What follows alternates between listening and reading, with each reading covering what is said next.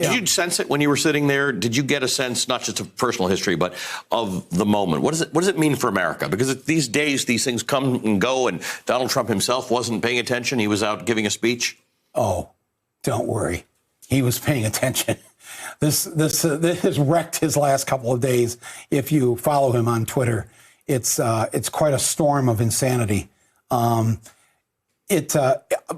there, this is, I think, when you watch it on TV, it is a completely different experience. Mm-hmm. To be there in person and to really see the Republicans, I focused on them most of the time that I was there, and I was like, wow, this is now we're watching them in three-dimensional, in the flesh.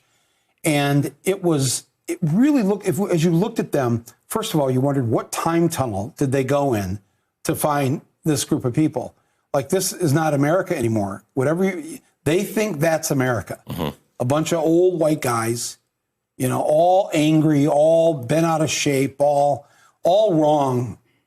I just want to tell you, when I was growing up, you may not have agreed with Republicans. You would never think that they would stand and endorse the behavior of someone like Donald Trump and what he did and the laws that he broke and how he was willing to corrupt this election again but their whole MO as they went up to the podiums, as they shouted and then when they would leave and they would mock the Democrats and they were cynical about it and they were laughing and I was just so weird. And then at the end, when the vote happened, the howl that came from the Republican side, it was really this kind of very otherworldly sound. You can kind of play it back on TV. You'd have to turn up the volume a little bit because they're not all mic'd in their chairs. But being there, sitting right above them, this sort of, after she declared that the president was impeached, it was just like, wow. And I said to my sister, I said, that is the sound of the dying dinosaur. I can imagine when the dinosaurs knew that it was over, that their time was up, they probably were letting out a hell of a lot of howls of utter pain. And those guys know it's over. Because we're not that American. Let me tell you what I didn't see watching it on TV. I didn't see an argument that said, you know what?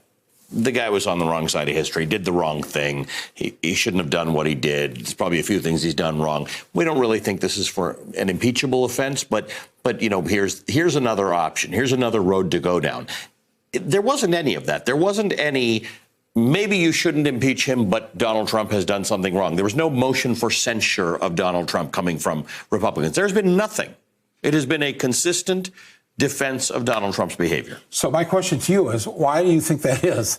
Because either it means that they can't make a defense because they know they're wrong. Obviously, it's what's the old Richard Pryor line? Who are you going to believe, me or your own lying eyes?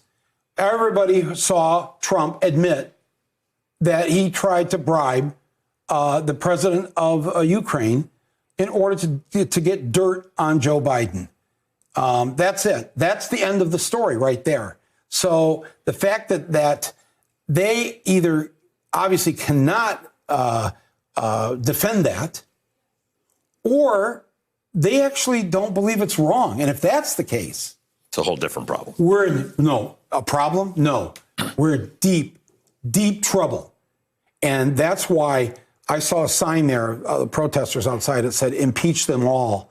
And it's like, yeah, this is really bigger than Trump now, because I expect that behavior from Trump, what he did. And let me tell you, on that secret server in the White House where they were hiding the Ukraine call, there are a dozen other things that his loyal staffers have placed there in these last 3 years. And God, I wish we had a subpoena to see what else is on that server than just the Ukraine call. But I'm telling you that the fact that they enabled this and that they supported it and they didn't stand up for this country, they all have to go now.